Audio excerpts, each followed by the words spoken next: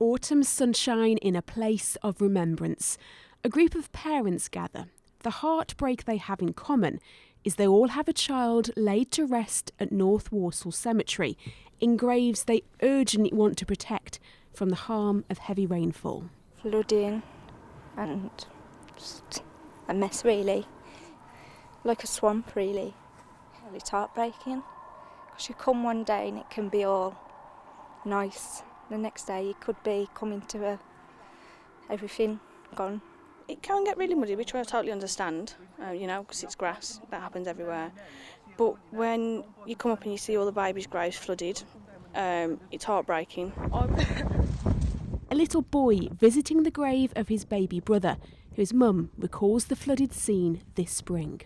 Literally half of this whole section of plots was in water, up to the rim. It was like a swimming pool.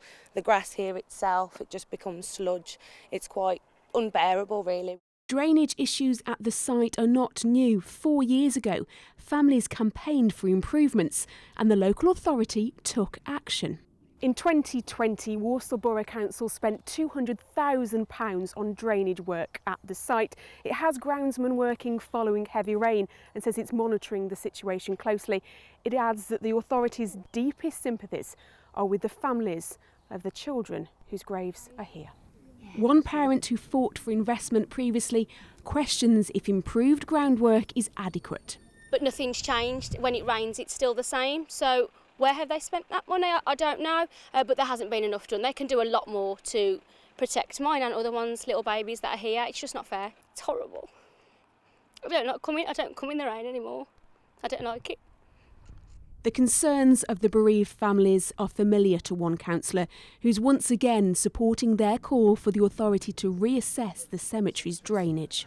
We live in a wet country, we know what it's going to be like. Admittedly, it's not as bad as it was before, so some of it has worked, but clearly it hasn't gone far enough and sorted this issue out. These families have gone through enough as it is, without the added distress of not being able to come and grieve for your lost child. Something else has to happen, something needs to be done. The families praise the work of staff at the cemetery who care for their infants' resting places, but as winter approaches, they're hoping for greater protection from the elements. Emma Thomas, BBC Midlands Today, Block Switch.